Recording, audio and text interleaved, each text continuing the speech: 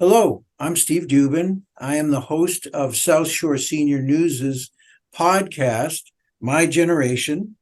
And today we have with us an author, a publisher, a printer who helps both families, schools, businesses capture their story and their legacy in beautiful coffee table-like books. Tom Hostage is the president of Bespoke History. He's a graduate of Cornell University, has been in business for several decades, and has a pretty interesting story and suggestions of how you can capture your family, business, or college history. Welcome, Tom. Thank you. Thank you, Steve. So, Tom, tell us how you initially even got involved in a pretty unusual, colorful business. Well, graduated from Cornell in '89 with a dual degree in communication and history, but ended up being a small businessman when I got out. Started a commercial printing business with my younger brother. And that's important because he and I are two of 10 children in our family. And so ran that business starting in '95 and developed it to a successful operation, and was not really 100% fulfilled by that career choice, but I enjoyed running that business. Around 2003, a year ahead of my parents' 50th wedding anniversary, I came up with the idea to write a book about my family history. The reason I came up with that idea is obviously we have a strange last name, Hostage. That was part of it. I've always wanted to know the story behind that name. And then sitting at a dinner table, as you can imagine, we have large family dinners in our family. And back in the day, especially when we were all, around. And one of my siblings asked my dad a question. And I would, growing up, I was the one who always sat around and asked questions about, where do we come from? Who was grandpa? What did he do for work? Out of 10 kids, one of us had to give a hoot. So I guess it was me. And I asked a lot of questions growing up. So I had a basic knowledge that I recognized in my brother's question at the table. He has absolutely no idea of where our family comes from. So I decided at that time, knowing my parents' anniversary was out there, I decided to start researching and writing a book, put my history sub-major to use. And I've done a lot of writing in my day. I had wanted to be a journalist in college before I went into business. So I worked on that book for a year, produced it right in time for the anniversary. And that book became a prototype for the business I founded 2 years later. I basically watched people react to that book for 2 years and eventually figured out that maybe, just maybe, and I really enjoyed doing it and learned a lot in the process. So it took about 2 years for that light bulb to go off. And it also happened to be around 2008 when the economy went to hell and the printing business was in tough straits with a lot of others, and I needed to make some extra money. So I put a shingle out and I started Bespoke History at that time. Now, I chose the name because a dear friend of mine who happened to be my first client, he had seen that family history book, and he's always said, if you ever do this, I want to be your first client. And he suggested the name Bespoke because he had, very brilliant guy, was a Yale graduate who then went to Oxford for a year and later went to Harvard. So this very educated man who said to me, you spent based on his time in England, he said, the word bespoke might be a good name for you because it means custom, tailor-made. Every book you do is so detailed and so personal to the client.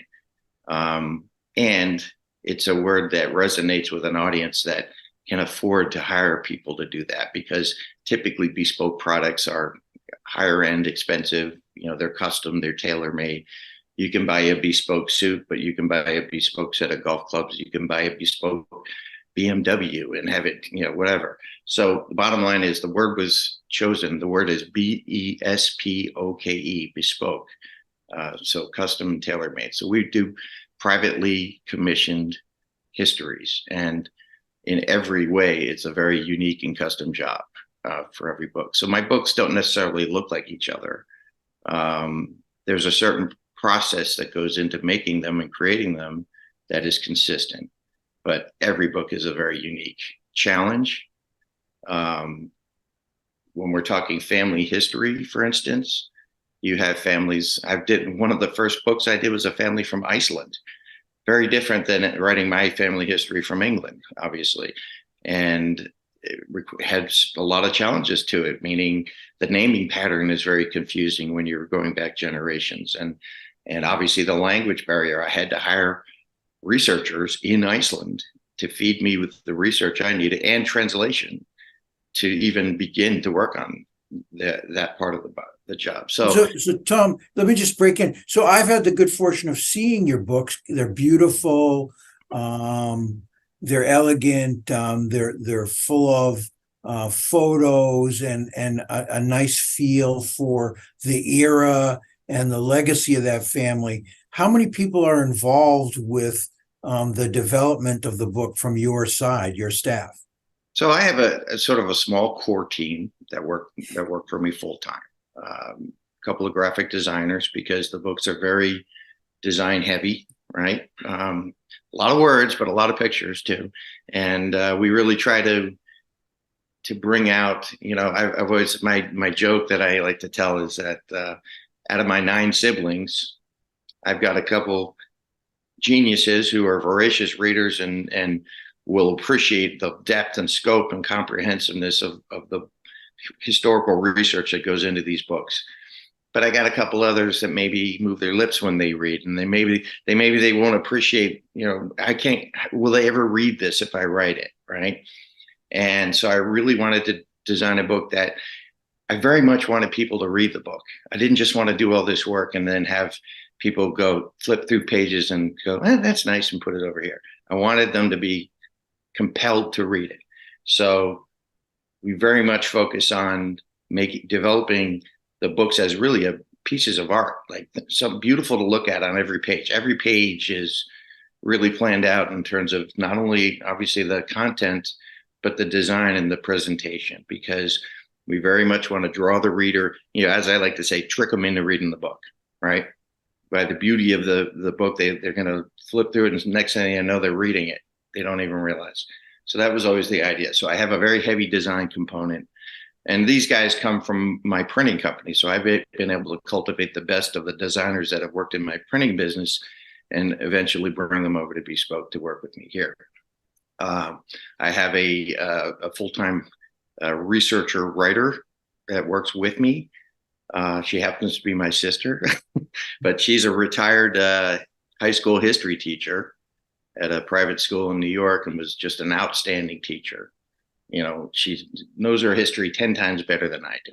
So she is a great asset to me, is now working for me full time. And she's my research, because she's a researcher extraordinaire. So she helped me not only with the research component, because even with my in-house team, what we have is a core in-house team that we do the initial research, we kind of build out the project, and then we identify where in the nature of help we want to pull in to help us, realize the full potential of the project. That's where we're pulling in a researcher from Iceland, or we're pulling in a genealogist who knows the region of Pennsylvania where the family I'm working on comes from. So we have our core team that's with me, which is really only about 3-4 people. And then we augment that team with freelancers who are very specific to the skill set that we need for that particular book. And it sounds, obviously very thorough and with great depth. What kind of time frame does it take to pull one of these together? If I wanted to have something ready for Christmas today, we're in early November, we're probably not going to make it. We're talking about Christmas 2025. Right. Okay. Or 2024. But the average length of a full-blown family or corporate history is 18 months. The reality is, if you were to look at one of my books and understand that it was done in 18 months, you'd be like, how did that happen? How could that be? But over time, I'm working on my 33rd book now, right? Since we started. So, we've averaged 2 to 3 books a year over, a dozen years. So we've got, some years more, some years less. But the fact is, it's a lot of experience over those 32 books. That is, and every one is a learning experience about how to do it better next time. And So, so, yeah. they range from, the famous to the less famous, right? Yeah, I haven't done any books for celebrities necessarily, but people in circles, NFL families, I've had a couple of those that, or people who are in NFL families or, what have you. So, things like that. I tend to work with people who are at the top of their field, in whatever field they're in, right? Or near it, right? Or who have had outstanding careers or businesses that are successful and they want to commemorate that success in some way or preserve it. So yes, that you meet a lot of very interesting, successful people, and like I said, I, I get to gather a tremendous amount of knowledge that I wish I had when I was about 20 years ago. But still, it's yeah. So the average project's about 18 months for the full Monty, as I like to say, right? But there are other projects that can take less time. One of the first questions things I do with a client is get to understand the playing field, right? And one of the first questions is there an event or an anniversary of some kind that this is intended for, and when is it, right? So then whenever that's communicated to me, whenever there is a timeline, time sensitive component to the job, obviously having a career in 25 years running a commercial printing business, which with corporate clients all throughout the New England region who are very demanding and need their work on time, and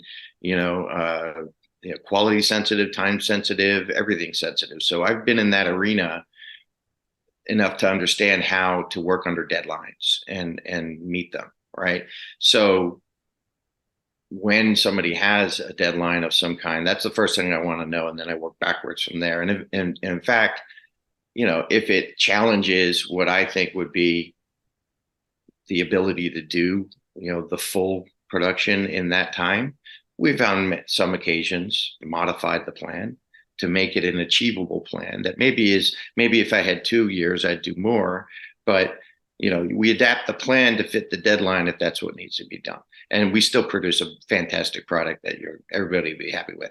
We're perfectionists, and we obviously it's not a money driven thing. This is a passion business, and even though we have to make a living, and I'm making my living doing this, where once the business is out of the way, it's all about producing something that's really fantastic. And so I think one of the greatest fears that sometimes seniors can't even articulate is that they fear that their legacy will be lost. Yep. They will be forgotten, that their family won't have the knowledge of their rich history. Do you get comments from folks? Absolutely. What kind of comments do you get from the family? Well, I mean, for obvious reasons, when I engage a family, the first thing I want to work on is developing my interview list. And naturally, I'm going to take the oldest people and interview them first, and get to them and get their interviews on tape and recorded, and second and third interviews, because for obvious reasons, you want to capture their knowledge that is up here and that goes with them when they're gone, right? And I can't tell you how many projects I've worked on where within a year or two, somebody has passed, and if we hadn't gathered that story, it would have been lost forever. I've had many occasions where a story that the family didn't even understand was able to be told and captured and preserved before the person who could tell it was gone. And so it's a huge driver for what we do, meaning the desire to preserve a legacy. And I would say that it's not often so much the ego-driven thing, right? It's not I want a monument with my name on it. It's I want my grandkids to understand what it took to get to where the family is now, right? because we didn't just arrive on third base, right? Right. Yeah. It took a lot of generations of toil and sacrifice and failure and perseverance to get here. And, you know, as we can see in the world, if our kids aren't educated and they don't have an appreciation for history and what came before them, they're really not armed to deal with the world as it's going to unfold before them, right? So whether it's a company history where it's a multi-generational business and they want to really not only preserve that legacy but provide a blueprint and provide some kind of a compass for the next generations to follow, right? That's very important to people, and unfortunately a lot of people don't realize that how important that is until they miss the opportunity to do it, right? And the fortunate ones are the ones that thought of it ahead of time, not only to take the action, but to take the action when certain of their relatives are still in position to actually share those stories, right? There's a lot of people still here who are not, for whatever reason, able to fully tell their stories anymore, right? So there's a window of opportunity, obviously, too, that, it's important to make that call and take action. So, and the other thing I wanted to touch upon was I know you have a new aspect of your business, which are memoirs that are a little less daunting than an entire family history. Tell us a little bit about that. sure. Naturally, in the process of telling family histories, there's usually a patriarch or a matriarch or some central character that whose story is sort of the driver of the entire history. But there's a lot of people who look at this the concept of a full-blown family history as a daunting task, and sometimes they just really want to catch your grandpa's story, so on many occasions we've opted to, instead of focus on a full-blown family history that goes multi-generations and covers all these people, is to do a memoir project, right? And obviously, by its nature, a memoir is sort of a first-person story, right? But there's a lot of people out there with stories to tell who are never going to get around to writing their memoir. And a lot of great stories and very valuable, meaningful stories would, are otherwise lost because, that action wasn't taken. So the fact is, in the last 3-4 years, I've done a couple memoir projects where I record. It's a fairly straightforward process, and therefore it's on the lower price point of what we do, right? Involves a lot of recorded interview sessions where I'm gathering that person's story and drawing it out of them and transcribing all of that material and breaking it down and writing it into a story flow, working with them to put it in their first person voice that really is their voice, right? Telling and organizing their story in such a way that it really flows and makes sense and, has meanings, lessons and all kinds of other value added components to it. So, and in some cases adding a lot of pictures and layout to make the story come alive because, like I said, we are a visual society. We are a short attention span society, and when anybody producing a book better understand how to, like I said, trick people into reading it. So, so I think where people get hamstrung sometimes is they don't know where to start. mm-hmm. They don't know how to take that first step, and so the whole ball of wax seems just overwhelming. If someone does work with you, what do you recommend that they do to start? What are the things they need to think about? Well, the first question I'm always going to ask them is, why did you reach out? What's the story you want to tell? Right? Is it, that, and talk to them enough for that. If they're not sure, have a conversation that's going to lead us to that. Right. And get to know their reason for reaching out and what the story that they may want to tell is, and ask enough questions to make sure that there's not more there. And so that first question is literally think about the answer to the question of what are we trying to do here, right? What's the story that I want to tell? Okay. Once we answer that question, that informs everything I do after that, right?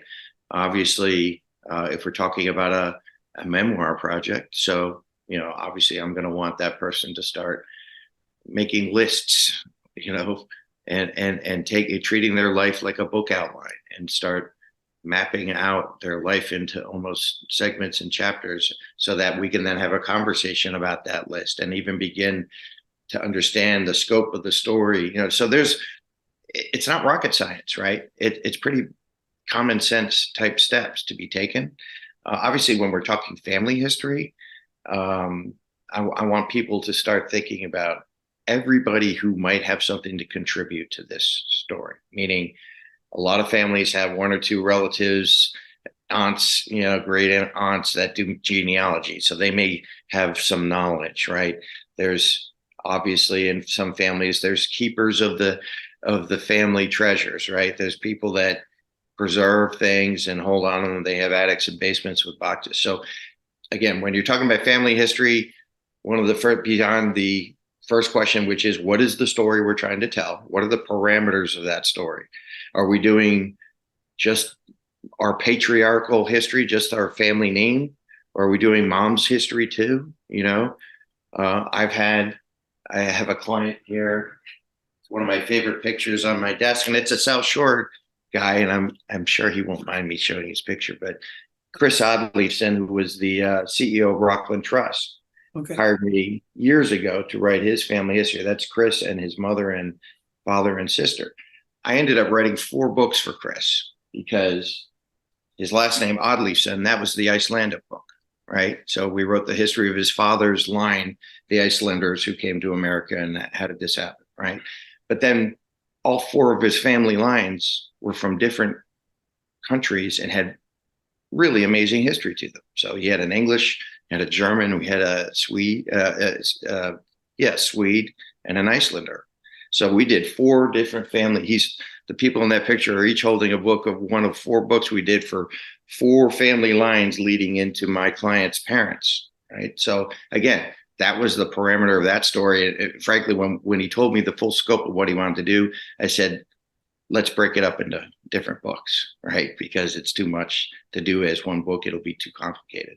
So figuring out what the parameters are, that's the first question, and then another big question is, who's our audience, right? Who are we hoping is going to read this book? Most of my books, again, are not for the public domain, right? There are clients who said, hey, this book is so great, I think the whole world should read it, and they want to put it on Amazon. But the fact is, the reality is, we write books for private audiences for the most part. Now, when we do a corporate history or an institutional history, it's a bigger audience, right? It might be everybody who has ever worked at a company, plus all their board members and all their colleagues or that they do business with. So that audience can be big, even though it's private, right? But the fact is, understanding who we're writing to is important. For instance, I'm currently writing a memoir with a retired admiral, right? And here's a guy who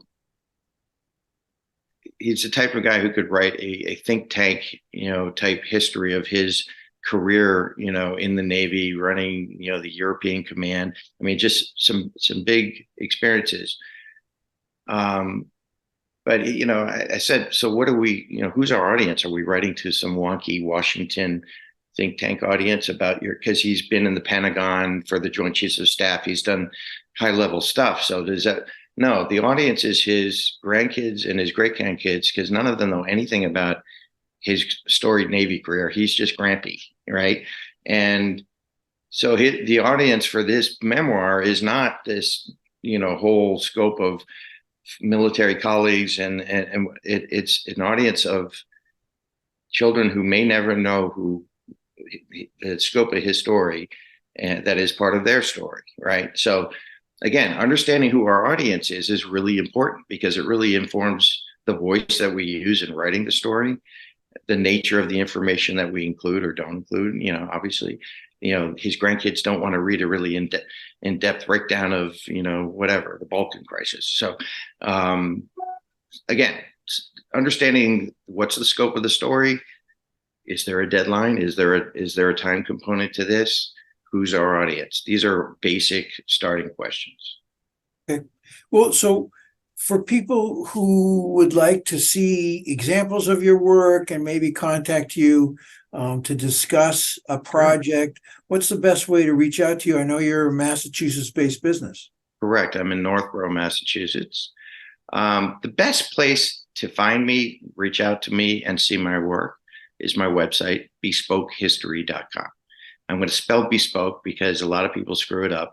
B as in boy, E, S as in Sam, B as in Peter, O-K-E, history, bespokehistory.com. You can reach me at my phone is 508-254-5442.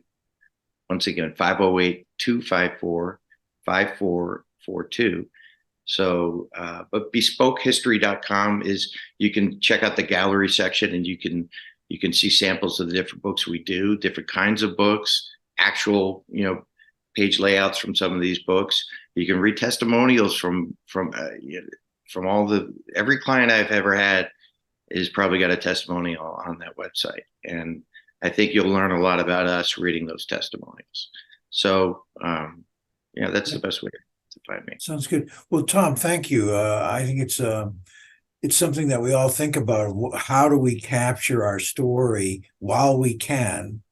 And what do we need to start thinking about? And I think you started that conversation really well in that thought process. So thank you very much for being on. Thank you, Steve. I want to thank all of those who have been with us to watch and listen to this. If you have an interesting person who contributes to the lives of seniors, please contact me, Steve Dubin, at South Shore Senior News. You can find us on the web. And have a great day, everyone. Thank you. Thanks again, Tom.